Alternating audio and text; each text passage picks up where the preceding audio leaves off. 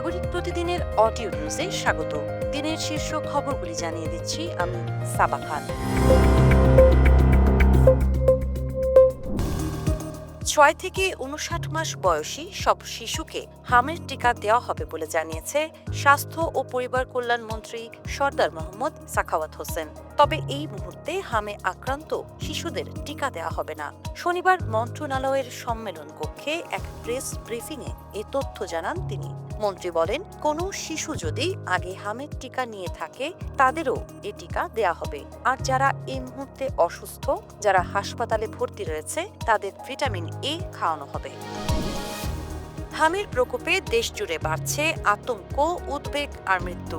স্বাস্থ্য অধিদপ্তর জানিয়েছে গত ১৯ দিনে হামের উপসর্গ নিয়ে ৯৪ জন মারা গেছে। রাজধানী সহ দেশের ৪ জেলায় ২৪ ঘন্টায় হামের উপসর্গ নিয়ে মারা গেছে আরও ৪ শিশু। মূলত রোগের প্রকোপ বেড়ে যাওয়ায় অভিভাবকদের মাঝেও ছড়িয়েছে ভয়, আতঙ্ক। গত ২৯ মার্চ থেকে সারা দেশে বিশেষ টিকাদান কর্মসূচি শুরু করেছে সরকার। ৬ মাস থেকে ১০ বছর বয়সী শিশুরা পাবে হামের ভ্যাকসিন। বিদায়ী মার্চে ৬১৬টি সড়ক দুর্ঘটনায় ৬১৯ জন নিহত ও ১,৫৪৮ জন আহত হয়েছেন। একই সময়ে রেলপথে ৪৫টি দুর্ঘটনায় ৫৪ জন নিহত ও ২২৯ জন আহত হয়েছেন। নৌপথে ৯টি দুর্ঘটনায় ৯ জন নিহত, ১৯ জন আহত এবং ৩ জন নিখোঁজ রয়েছেন।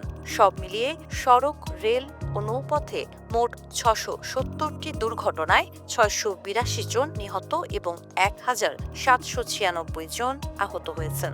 শনিবার সংবাদ মাধ্যমে পাঠানো মার্চ মাসের দুর্ঘটনা প্রতিবেদন থেকে এসব তথ্য জানিয়েছেন বাংলাদেশ যাত্রী কল্যাণ সমিতির মহাসচিব মোহাম্মদ মোজাম্মেল হক চৌধুরী। সংগঠনটির দুর্ঘটনা মনিটরিং সেল গণমাধ্যম পর্যবেক্ষণের মাধ্যমে এসব তথ্য সংগ্রহ করেছে। জুলাই সনদ বাস্তবায়নের সঙ্গে গণভোটের কোনো সম্পর্ক নেই বলে মন্তব্য করেছেন আইন, বিচার ও সংসদ বিষয়ক মন্ত্রী অ্যাডভোকেট মোহাম্মদ আসাদুজ্জামান। শনিবার ঝিনাইদহের শৈলকুপা উপজেলার ধাওড়া গ্রামে খাল খনন কর্মসূচির উদ্বোধনী অনুষ্ঠানে প্রধান অতিথির বক্তব্যে তিনি এ মন্তব্য করেন। মন্ত্রী বলেন, জুলাই সনদ বাস্তবায়ন করা হবে সংবিধান সংশোধনের মাধ্যমে। তিনি আরও বলেন, জুলাই সনদ নিজেই স্বতন্ত্র, স্বকীয় ও কার্যকরী। জুলাই সনদ কার্যকর করতে পারবে এই পার্লামেন্ট। জুলাই সনদ কিভাবে কার্যকর হবে সেটা জুলাই সনদের মধ্যেই বলে দেয়া আছে। সুতরাং জুলাই সনদ হওয়া না হওয়া নিয়ে গণভোট বাতিল হওয়া নির্ভর করে না। এটা আমরা পার্লামেন্টে সুস্পষ্টভাবে বলেছি। যুক্তরাষ্ট্রের আরেকটি যুদ্ধবিমান ভূপাতিত করেছে ইরান। দেশটির মধ্যাঞ্চলে মার্কিনীদের একটি F-15 ভূপাতিত করা হয়। ওই বিমানে থাকা ২ জন ক্রুয়ের মধ্যে একজনকে উদ্ধার করা হয়েছে। অপরজন এখনও নিখোঁজ আছেন। তাকে উদ্ধারে ব্যাপক অভিযান চালাচ্ছে মার্কিন সেনারা। F-15 মডেলের ওই যুদ্ধবিমান যখন ভূপাতিত করা হয় তখন প্রায় একই সময়ে হরমুজ প্রণালীর কাছে পারস্য সাগরে A-10 ওয়ার্থগ মডেলের আরেকটি যুদ্ধবিমান আছড়ে পড়ে।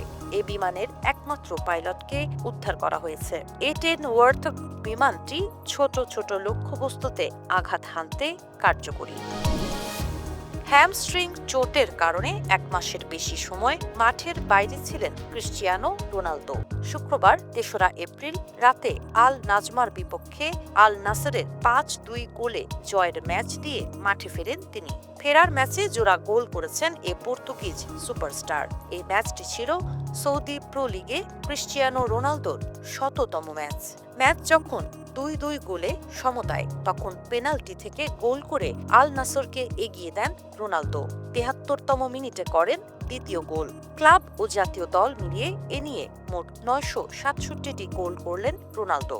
১০০০ গোলের দেখা পেতে তার প্রয়োজন আর ৩৩টি গোল।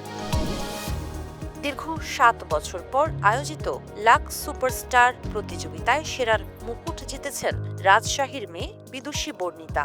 গত শুক্রবার রাতে জমকালো আয়োজনে বিজয়ী হওয়ার পর সামাজিক মাধ্যমে নিজের অনুভূতি প্রকাশ করেছেন তিনি। ট্রফি হাতে তার একটি বিশেষ ছবি এখন আলোচনায়। নিজের ফেসবুক পেজে বর্ণিতা একটি ছবি শেয়ার করেছেন, যেখানে দেখা যাচ্ছে গোলাপি রঙের বিছানায় রাজকীয় সাজে ঘুমিয়ে আছেন তিনি। তার বুকের কাছে পরম মমতায় জড়িয়ে ধরা লাক্স সুপারস্টারের সেই কাঙ্ক্ষিত ট্রফিটি। বর্ণিতা লিখেছেন, এখনো এটি একটি স্বপ্নের মতো মনে হচ্ছে, যা থেকে আমি জেগে উঠতে চাই না।